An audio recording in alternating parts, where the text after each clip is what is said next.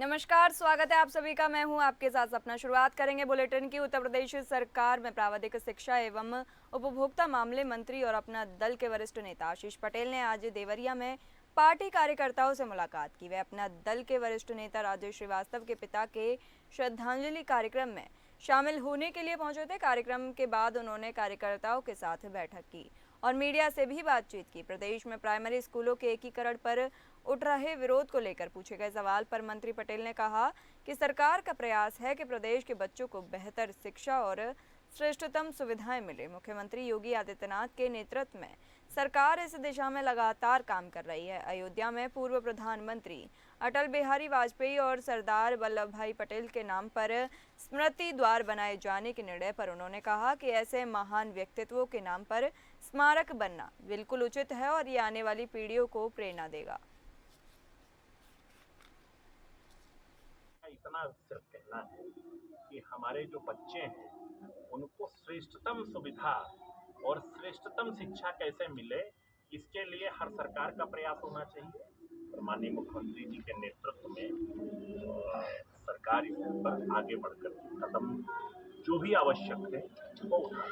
Sir देखिए, हमारी party अपने संगठनात्मक कार्य को कर रही है और हर राजनीतिक दल जो संगठनात्मक कार्य करता है वो चुनाव लड़ता है, पर गठबंधन की राजनीति में ये होता है जहां वो लड़ता है वो अपने कैंडिडेट को लड़ाता है और जहां पर दूसरे दल के लोग गठबंधन में लड़ते हैं तो उसको लड़ाने का काम करता है। तो निश्चित तौर पे हमारी पार्टी पूरे उत्तर प्रदेश में अपने संगठनात्मक विस्तार का कार्य कर रही है। संभल हिंसा के मामले में सपा सांसद जियाउर रहमान, बर्क, सोहेल इकबाल सहित 23 लोगों पर पुलिस ने आरोप तय किया है। बता दें कि पिछले वर्ष 24 नवंबर को विवादित ढांचे का कोर्ट के आदेश पर सर्वे किया जा रहा था। तभी कुछ लोगों ने विरोध करना शुरू कर दिया और आगजनी जैसी घटना को अंजाम दिया, जिसमें 5 लोगों की मौत हो गई थी। 24 नवंबर को मुकदमा संख्या 335/24 संभल कोतवाली में मुकदमा दर्ज किया गया था, जिसमें जामा मस्जिद सदर को पुलिस ने गिरफ्तार कर लिया। पुलिस ने जियाउर रहमान, बर्क, सांसद सोहेल इकबाल सहित 23 लोगों की चार्जशीट को कोर्ट में दाखिल की है।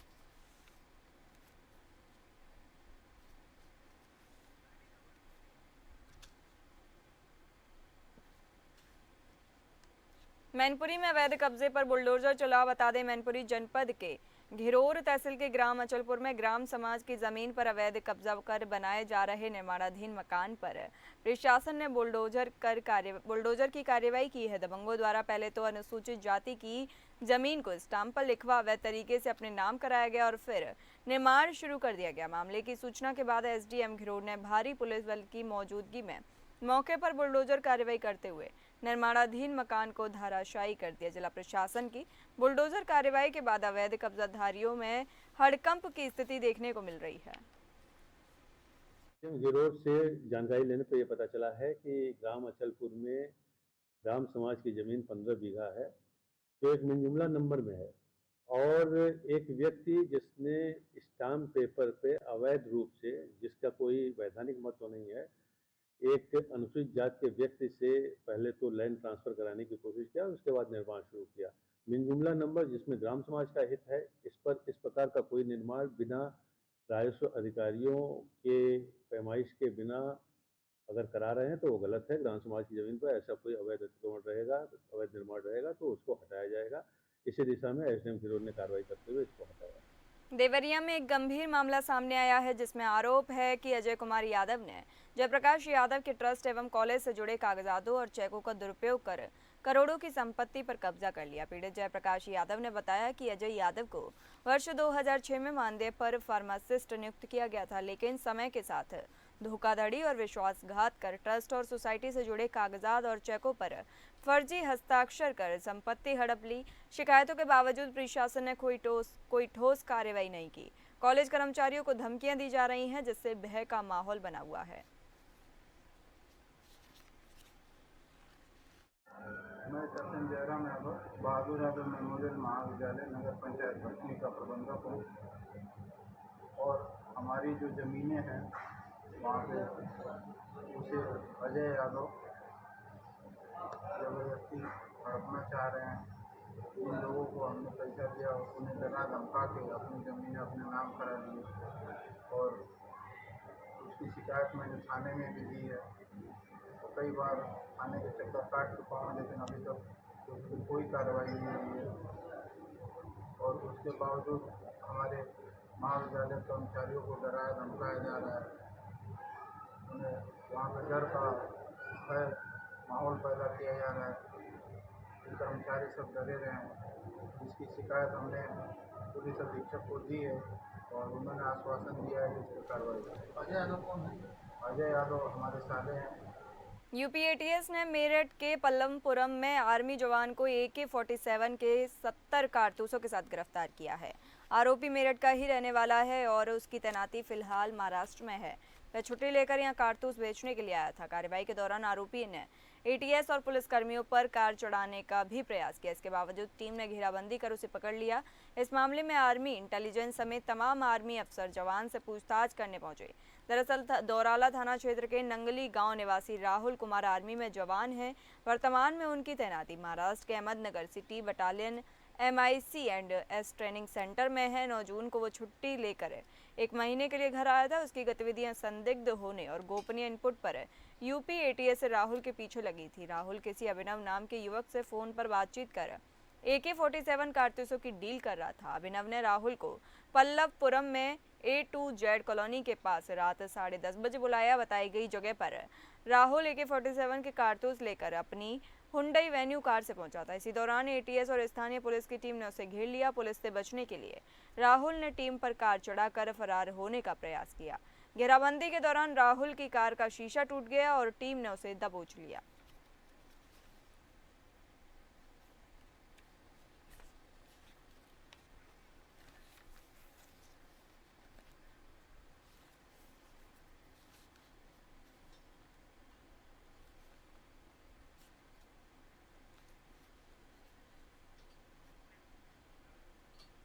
अमरोहा के रजबपुर क्षेत्र के गांव पीठखेड़ा के जंगल में पिंजरा लगाकर उसमें बकरी बांधने के बाद भी तेंदुआ वन विभाग की पकड़ से बाहर है, जिससे ग्रामीणों में अभी भी दहशत का माहौल है। वहीं वन विभाग द्वारा लगातार तेंदुए को पकड़ने के प्रयास किए जा रहे हैं, लेकिन अभी तक तेंदुआ पकड़ में नहीं आ सका है। बता दें कि गांव पीठखेड़ा में कई दिन से तेंदुआ लगातार खुलेआम घूम रहा है, जिससे ग्रामीणों में दहशत का माहौल है। बीती रात गांव निवासी रामवीर सिंह और उनका बेटा विपिन आम के बाग की रखवाली कर रहे थे।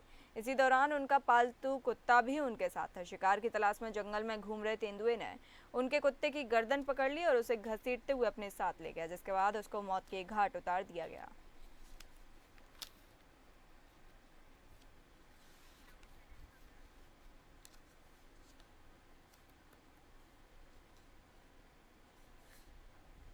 पीलीभीत में एनजीओ ने जागरूकता अभियान चलाया। बता दें, पीलीभीत में नेकी की दीवार एनजीओ ने थाना अध्यक्ष अशोक पाल और मांदो टाड़ा पुलिस के सहयोग से एक महत्वपूर्ण जागरूकता अभियान चलाया, जिसका उद्देश्य उन लोगों को सचेत करना है जो नदी किनारे जाकर खतरनाक स्थानों पर सेल्फी या तस्वीरें खींचते हैं और अपने जीवन को जोखिम में डालते हैं। यह अभियान नदी घाटों और प्रमुख पर्यटन स्थलों पर चलाया गया, जहां पुलिस और एनजीओ कार्यकर्ताओं ने लोगों को इस खतरनाक प्रवृत्ति के प्रति सचेत किया और जीवन की सुरक्षा के महत्व पर बल दिया। इस नेक कार्य में बरेली के बीकॉम ऑनर्स के छात्र छात्राओं ने भी सक्रिय रूप से भाग लिया। एनजीओ और पुलिस प्रशासन का ये संयुक्त प्रयास समाज में एक सकारात्मक संदेश देने की दिशा में एक सराहनीय कदम है।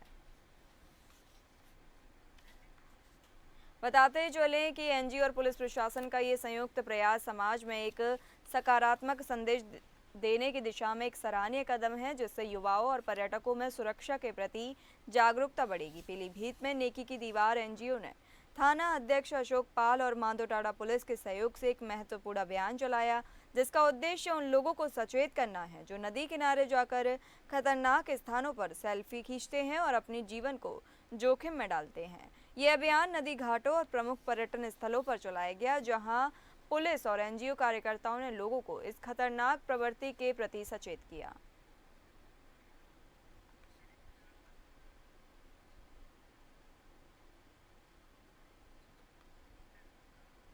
पीलीभीत में नगर पालिका ने पॉलिथीन को लेकर अभियान चलाया। बता दें, पीलीभीत की नगर पालिका परिषद अपने क्षेत्र में पॉलिथीन को लेकर अभियान चला रही है। इस अभियान के तहत उसने कुछ मुखबिरों को भी इस काम में लगा रखा था, जिसका नतीजा ये रहा कि मुखबिर ने नगर पालिका में सूचना दी कि छोटे लाल नाम का एक व्यक्ति स्कूटी से बड़े पैमाने पर पॉलिथीन लेकर कहीं जा रहा है। वो नगर पालिका के सामने से निकलेगा। इसको लेकर नगर पालिका के अधिकारी कर्मचारी सड़क पर आ गए। मुखबिर की सूचना पर उन्होंने छोटे लाल की स्कूटी को रोका और देखा कि स्कूटी पर बहुत बड़े पैमाने पर पॉलिथीन लगी हुई थी, जिसके बाद उन्होंने पॉलिथीन का वजन कराया तो लगभग 30 किलो नकली पॉलिथीन को जब्त किया गया और छोटे लाल पर 10,000 रुपये का जुर्माना भी लगाया गया।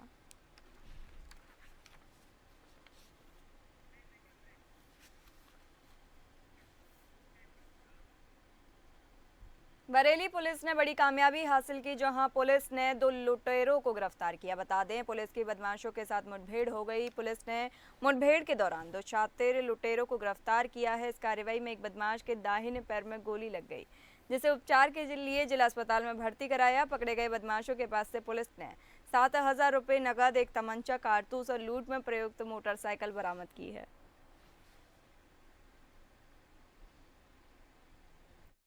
आत्मरक्षार्थ की गई फायरिंग में उन 2 में से एक युवक को गोली लगी है, जिसे घायल अवस्था में गिरफ्तार कर लिया गया है। प्रारंभिक पूछताछ में जिसे गोली लगी है उसका नाम जतिन है तथा उसके साथी का नाम शिवा है। अब तक की गई पड़ताल में शिवा पे लगभग 3 मुकदमे पाए गए हैं। इनके अन्य साथियों की भी तलाश की जा रही है। साथ ही इनके कब्जे से हमें एक अदद तमंचा, मैं खोखा कारतूस, जिंदा कारतूस, लगभग 7,000 रुपये नगद तथा एक काली कलर की पैशन प्रो बाइक भी बरामद हुई है। इनसे अब तक पूछताछ में इन्होंने यह बताया है कि यह सुबह के वक्त मॉर्निंग वॉक करने वाले बुजुर्ग लोगों को अपना निशाना बनाते थे तथा उनसे लूट छिनैती आदि की घटनाएं करते थे। घायल को उपचार हेतु अस्पताल में भर्ती करा दिया गया है तथा थाना हाजा पर मुकदमा पंजीकृत कर आवश्यक वैधानिक कार्रवाई प्रचलित है। मैनपुरी में सांप के काटने से किशोरी की मौत हो गई। बताते चले, मैनपुरी के किशनी थाना क्षेत्र के कश्यप नगर में एक दर्दनाक घटना सामने आई। बरामदे में जमीन पर सो रही 17 वर्षीय किशोरी कृष्णा के पैर में उंगली में सांप ने काट लिया। परिजन उसे तुरंत मेडिकल कॉलेज ले गए, जहां रास्ते में उसकी मौत हो गई। होमगार्ड में कार्यरत गिरीश कश्यप की बेटी कृष्णा रात को बरामदे में सो रही थी। अचानक पैर की उंगली में सांप काटने से वो चौंक गई। टॉर्च जलाकर देखा तो एक सांप भागता हुआ दिखाई दिया, परंतु परिजन उसे तुरंत मेडिकल कॉलेज ले गए, जहां अस्पताल पहुंचने से पहले ही उसकी मौत हो गई।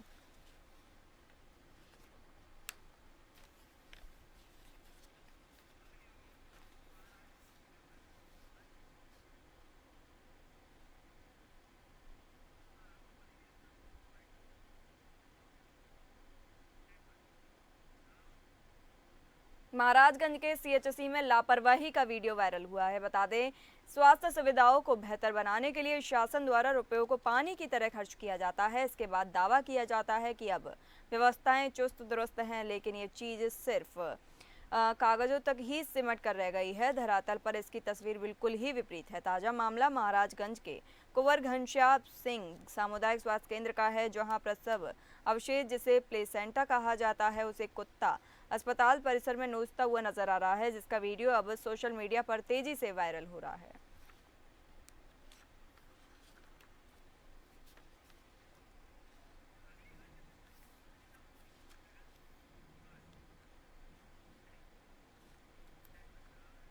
कुशीनगर से इस वक्त की बड़ी खबर है, जहां आम तोड़ने को लेकर बवाल मच गया। शिकायत पर गांव के प्रधान ने न सिर्फ पिटाई की, बल्कि हाथ में असलाहा लेकर दौड़ते भी नजर आए। वीडियो अब तेजी से वायरल हो रहा है। मामला कुशीनगर के तरिया सुजान थाना क्षेत्र के जवाई नरेंद्र गांव का है, जहां आम तोड़ने को लेकर शुरू हुआ मामूली विवाद देखते ही देखते खूनी रूप ले बैठा।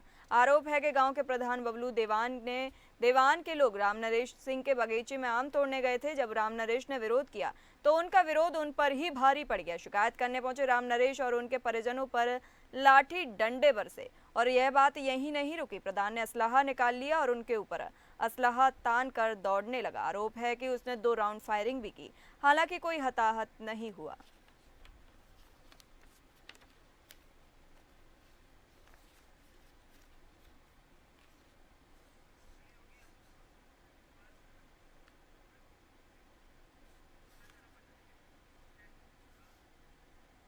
अमरोहा में अवैध खनन की मिट्टी से भरा ट्रैक्टर जब्त किया गया। बताते चले अमरोहा के हसनपुर तहसील क्षेत्र के गांव से अवैध रूप से मिट्टी खनन कर रहे ट्रैक्टर ट्रॉली को राजस्व टीम ने पकड़ लिया और पुलिस को सौंप दिया और मामले में तहरीर देकर कार्रवाई की मांग की है। तहसीलदार परमानंद श्रीवास्तव के निर्देशों पर राजस्व निरीक्षक ओमकार सिंह व रतिराम सिंह व अरविंद कुमार ने क्षेत्र के गाँव नंगलिया मुंशी के नजदीक से ट्रैक्टर ट्रॉली में अवैध रूप से मिट्टी खनन भरकर ला रहे ट्रैक्टर ट्रॉली को पकड़ लिया।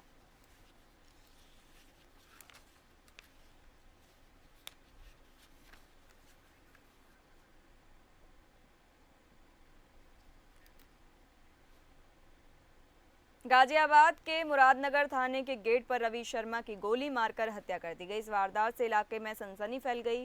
पुलिस ने बताया कि रवि के पिता थाने के अंदर शिकायत दर्ज कराने गए थे। उसी समय बाइक पर आए दो हमलावरों ने रवि को गोली मार दी। रवि शर्मा और दो युवकों के बीच कार हटाने को लेकर विवाद हुआ था। आरोपियों ने रवि के घर पर पहले फायरिंग की, जिसके बाद वो थाने पर शिकायत करने गए थे। थाने के गेट पर रवि को गोली मार दी गई।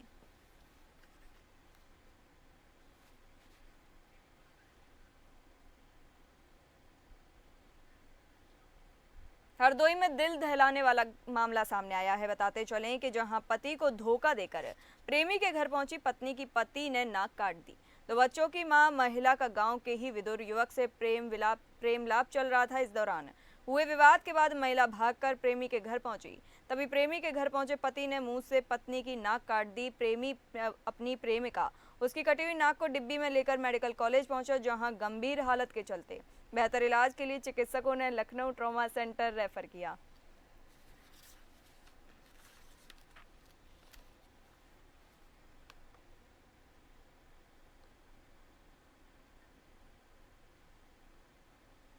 ललितपुर में ड्यूटी से लौटते समय होमगार्ड का एक्सीडेंट हो गया। बता दें, ड्यूटी करके वापस अपने गांव मोटरसाइकिल से चुनगी जा रहा था, तभी रास्ते में सड़क दुर्घटना में मरणासन्न हो गया। मौके पर पहुंचे ग्रामीणों की मदद से सामुदायिक स्वास्थ्य केंद्र पर भर्ती कराया गया, जहां उसकी मौत हो गई।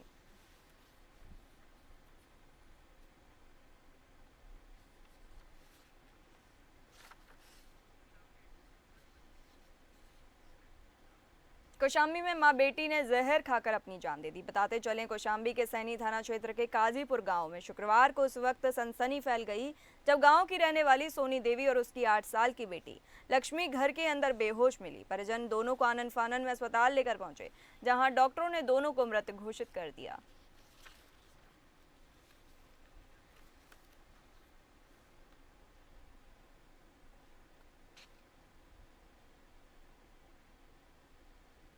खबर अमेठी से है, जहां एक विवाहिता पति को नशीला पदार्थ खिलाकर प्रेमी संग रासलीला करती थी। महिला की शादी को 4 वर्ष हुए थे। महिला रोजाना खाने में मिलाकर अपने पति को नींद की दवाइयां देती थी, जिसके बाद अपनी प्रेमी संग संबंध बनाती थी। पति को जैसे ही शक हुआ, उसने खाना खाने का नाटक किया और पत्नी को प्रेमी संग रंगे हाथों पकड़ लिया। प्रेमी मौका देकर फरार हो गया। मामला पुलिस तक पहुंच चुका है। पीड़ित पति का कहना है कि उसने अपनी पत्नी से कहा है और उसे तलाक चाहिए।